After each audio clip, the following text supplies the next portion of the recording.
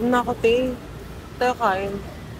Sa McDonald's na lang. Craving ako for McChicken. Te, boycott yan di ba? Boycott? Paano na yan? Sa KFC na lang. Te, boycott din yun. Same issue. Eh, grabe naman. So, sana lang. Sa karinderya na lang. Ariana Grande. Mas makakamura tayo, te. Tsaka, alam mo, support local. Tama. Sige, basta may pritong manok. Sige, tara na. Para hindi na kayo magutom. Teka, ano ba muna yung boycott? One of the bloodiest was carried out in Rafah district here in the southern part of the Gaza Strip, where at least 8 Palestinians have been reported killed, including 5 children. The attack has been carried out against a farmland that direct attacks that have been going on between Israel and Iran, as well as completely stalled ceasefire A hospital in central Gaza. Yes, I think the Israelis The are majority of the victims of the attack on the camp for participants believed to have been trained together in the strike. clearly Furthermore, in a populated area of Gaza, fire struck again. Serious vehicle and police officers. We received a report that there had been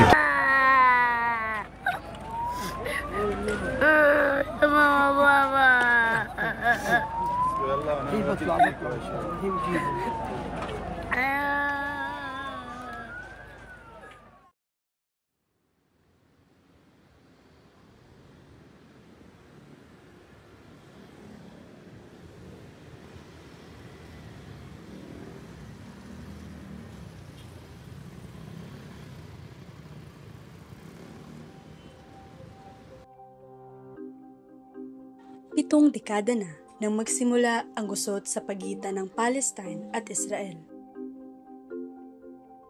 Oktubre nitong nakaraang taon ay tila mas lalong nagising ang natutulog na alitan ng dalawang bansa nang magdeklara ang Prime Minister ng Israel na si Benjamin Netanyahu ng digmaan sa Hamas. Matapos ang mga patagong pag-atake, kumitil ito ng 1,400 sibilyang Israeli at nasundan pa ng pagkasawi ng 10,000 mga Palestino sa Gaza.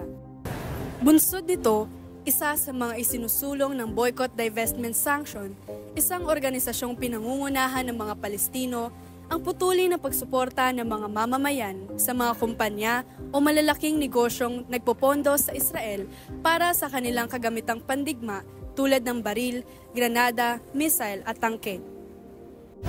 Sa kabila ng hinaharap na boycott at bahagyang pagkalagas sa kita, iba't ibang pakulo ang inilalabas sa mga korporasyon upang muling makapanghikayat ng consumer.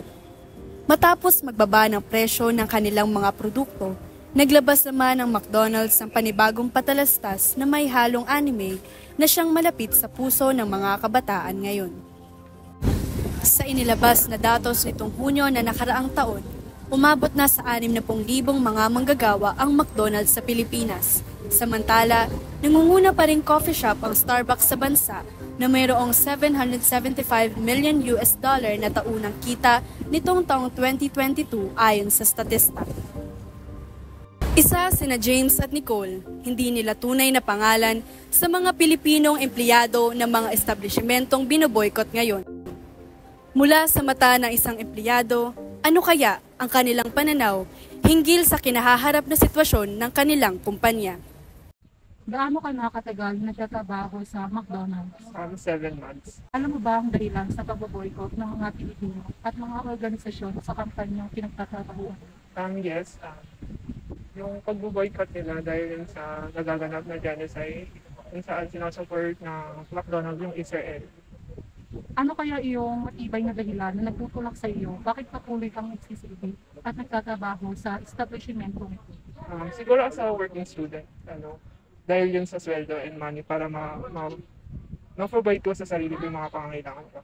Bilang isang manggagawa ng isang establishmentong binoboycott ng ilang individual at organisasyon sa bansa, sa tingin mo ba ay mayroong malaking epekto ang pagboboykott sa inyong kumpanya o sa mismong establishmentong pinagtatrabahuan mo? Yes, recently lang, hindi masyado yung mga tao, hindi sila masyadong bumibili. Estudyante yung mga bumibili sa establishment namin. Pero ngayon, Konti na lang sila. And puro mga adults na lang yung bumibili. Kung sakaling magsara ang kumpanyang pinagtatrabahuan mo dahil sa patuloy na pagboboycott ng mga tao, ano kaya ang maaaring maging tugon ng ating pamahalaan sa mga manggagawang tulad mo? Lalo na sa mga working student na malaki ang benepisyo ang sweldong natatanggap nila mula sa pagtatrabahong ito.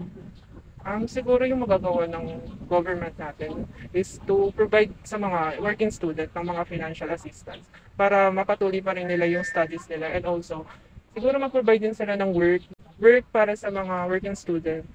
Ano ang nais mong ipating o yung mensahe sa korporasyon na pinagtatrabahuan mo at mga consumer nito kaugnay sa nangyayari genocide nito?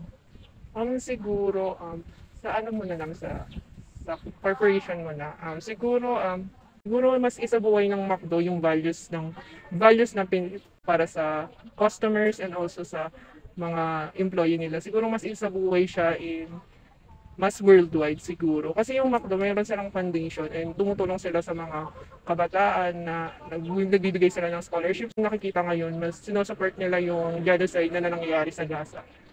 Kung sang-ayon ka sa pag-boycott ng mga brands at mga businesses, subalit nagtatrabaho ka sa isa sa mga ito, paano mo maipapakita yung di pagtaliwas sa genocide na patuloy na nagaganap?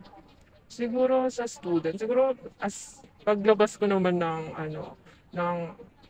paglabas ko ng McDo, and student ako, and alam ko nang isinasabuhay ko rin naman yung pang-boycott, and siguro mas maging aware na lang, and also siguro para sa akin maging aware and mas mabigyan din ng awareness yung ibang tao about sa recent recent phenomenon or parang recent nangyayari sa mundo natin, which is ang sama kasi bina-violate yung human rights ng mga kabataan, ng mga kababaihan. Kung sakaling magsara yung pinagtatrabahuan mo, willing ka bang magtrabaho ka sa ibang company?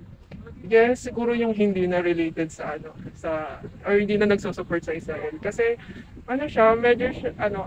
meron kasing yung ngayon po, kasi di ba yung values ko or yung principles ko habang nagtatrabaho, and iniisip ko yung mga nangyayari ngayon, yung about sa genocide na nangyayari. Parang hindi siya swak or hindi siya sa principles or values ko as a tao and also as a student. Siguro kung may pagkakataon ako or may chance ako or opportunities na ibibigay sa akin na umalis sa McDo or mag-resign, syempre gagawin ko. Bunsod ng patuloy na pag-arangkada ng globalisasyon, mabilis din ang nagiging paglago ng mga kumpanya at korporasyon sa iba't ibang panig ng daigdig, partikular sa ating bansa, na lubhang tinatangkilik ang mga dayuhang produkto at serbisyo.